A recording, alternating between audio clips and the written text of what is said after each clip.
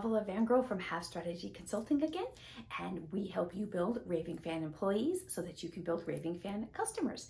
We're so glad that you're joining us today, and today we are on our third conversation about the hiring process.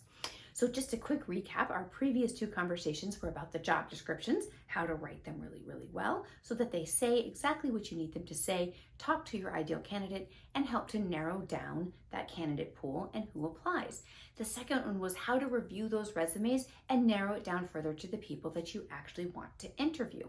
So today is video 3, and we're going to talk about that interview process. Now, the interview process is where most people think the hiring process starts. It's not. It's the third step, and that's why we're here. So interviewing is the conversation piece of the hiring process. It's where you and the candidate are going out on a date, basically. But let's be clear. That's what we're doing. We're matchmaking here. So this is the first experience, and this is the first time that you're going to get to meet this person face to face, whether that's via a Zoom or whether that's actually in person. This is your first encounter with this person in a face-to-face environment. So this is a really important piece of the step, and this is a really key element to building those raving fan employees. And a raving fan employee isn't always somebody who works for you. Sometimes they just become a brand ambassador because they have such a good experience in your process, in your hiring process, even if they don't end up getting hired. So keep that in mind, that not all raving fans are going to be your immediate employee. They could be a future employee, or they could just end up a really good, important brand ambassador. All right, so I'm going to give you 4 important things to keep in mind when you're interviewing. Actually, I'm going to give you 5 because I'm going to give you a bonus one, and we're going to start with the bonus. The bonus one is this. If you are giving technical assessments, do that before you schedule in-person or face-to-face interviews. If you have technical requirements that have to be met and I mean one assessment, not 5, not 4, one short assessment. It should be between 10 and 30 minutes. 30 minutes is pushing it, but it is the max amount of time it should take them to do this. Have it done ahead of time. Have it reviewed ahead of time with comments. Once it's done, then you schedule those face-to-face interviews. Okay, so that's your bonus piece right there. Technical assessments happen between saying yes to the resume and setting up the interview. You really want to make sure you have somebody who can do the job, the what, before you bring them in to determine if they're the who. If you have more than one person doing your interview process, you need to be coordinated. You need to have a conversation, and you need to have a plan going into that interview so that you both don't end up asking the same questions, or that if they're interviewing 3 people, they don't all get the same questions. There is nothing more irritating than having to sit through an interview and answer the same question over and over and over and over. It's bad. That's a bad experience. Let's not do that. So sit down with your interview team, determine who's going to ask what information you're trying to glean, and then go out and have really good interviews. The other questions I get is how many interviews should we get and how many people should be involved? And the answer is to both of those is as few as possible. For the number of people involved, it should be somebody maybe who's currently doing the role and can give the candidate an idea of what the job really is. Because again, remember, this is as much them interviewing you as you are interviewing them. This is them deciding if you're going to be a good fit for them as much as you deciding it's going to be a good fit for you. So this has to be a two-way conversation, and it has to be beneficial to them as well to really make sure you get the right hire. So one person who's currently doing the job or a similar job who can give them a colleague perspective is great. The person hiring the person who they'll be reporting to directly, that is great. That is really all you need, 2 people. If you get into more higher level or executive levels, I will grant you 3, maybe 4 interview people, but the number of interviews should be as simple as possible, as quickly and as short as possible. So if you have 2 interviewers, if you can do both of them back to back in the same day, perfect. If you need to spread it out over 2 days, that's fine. Keep it in a tight timeline.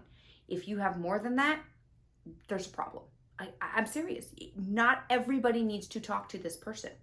It's a very short thing. So that interview process, that interview piece of it, and how many is involved and how complicated it is or isn't, really starts to show and exemplify your company culture. So you're selling to this candidate your company culture. And if you are not doing that in a way that speaks to them positively, you're not going to get the kind of candidates and the results that you want. So you need to keep your interviews and your interviewers as few as possible. Okay, that's really, really important. It creates a better experience for everybody, not just the candidate. Hiring is like the second least favorite thing that most people ever say they have in their job, being part of a hiring team or having to hire somebody. So making the process as painless or limited painfulness as possible makes it better for everybody. And this again creates that sense of, this is a company I want to work for. They care about their people. They make good decisions. They understand how to treat people. They are respectful of people's time. It all reflects back on who you are as a company. So do that. This one's going to sound funny. This is number 3, and this is going to sound a little funny, but believe it or not, closing the interview is really important. Now, I see, oddly enough, things get really derailed when interviews close, particularly if you're new to interviewing or you're a newer hiring manager, or maybe you've just never had anybody explain it to you. Closing an interview is really important because it's like ending a date. There's always like this, like, what do we do? Do I hug them? Do I kiss them? Do we shake hands? Like, there's this awkward moment of how do we end this, right? Or sometimes the conversation gets so good, you lose track of time, but you do have to be respectful. So you have to figure out a way to close it. So knowing how to close an interview is really, really important. So kind of my formula for interviews is a short get to know you conversation at the beginning, asking some questions, really listening to what they're saying, reflecting back those things, having a little bit of, you share and you connect with the candidate about what it is like to work in the company, what this job does and doesn't do. So again, you're selling to them as much as they're selling to you. This is a two-way sales process here.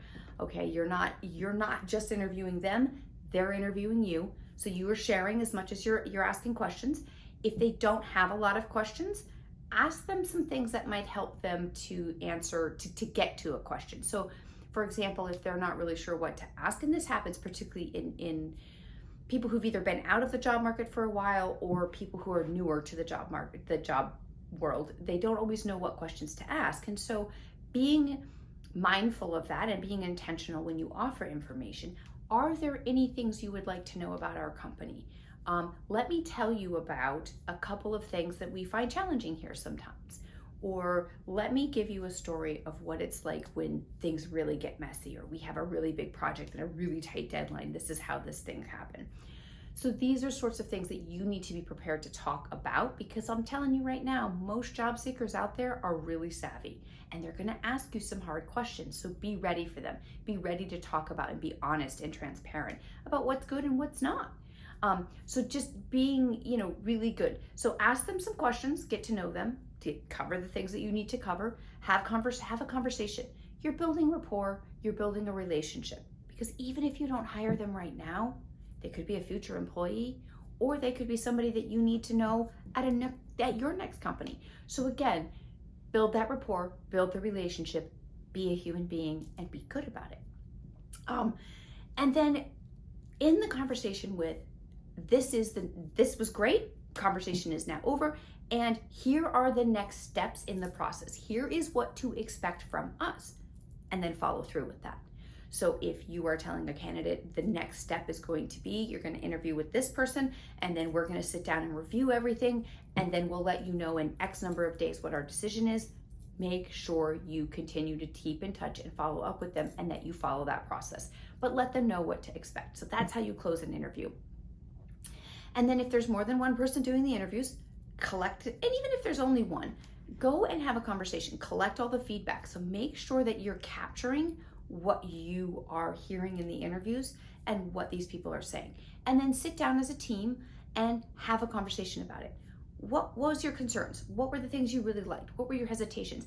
And then go back to that job description and say, okay, this is not only, they have what we need, but are they who we need? And again, really knowing who you need on that team, not just what you need, is so, so important. So this goes all the way back to video 1, and why before you even start the job description, you need to know who you need on your team. So that's when you take all that information and you accumulate it together and you share it and you say, okay, now we've narrowed it down. to who we need. So this will create the most positive experience possible for everybody involved. You as the hiring manager, you as the interviewer, for the interviewee, for the candidate, for your future employee. This will make it feel smooth, it will make it feel seamless, and regardless of the outcome, they will walk away feeling really good about the experience, and you want that. That is so important. So that's what we do. And this is also your opportunity in this interview to show off, and in this process, to show off your company culture, to show that you care, that you communicate, that you're a community, and really use this opportunity to share that with them, because you want people who want that type of environment in your company, because they're going to help you build it better. They're going to help you build it bigger. All right, guys, I super appreciate your time today. I hope you found that really helpful. And please comment below what you found insightful, what you found new, what was helpful, and any other questions that you may have. I'm happy to answer them below. Follow us on socials, LinkedIn, I'm there every day, and that's all below. All right, guys, thanks so much. Can't wait to talk to you again. Bye.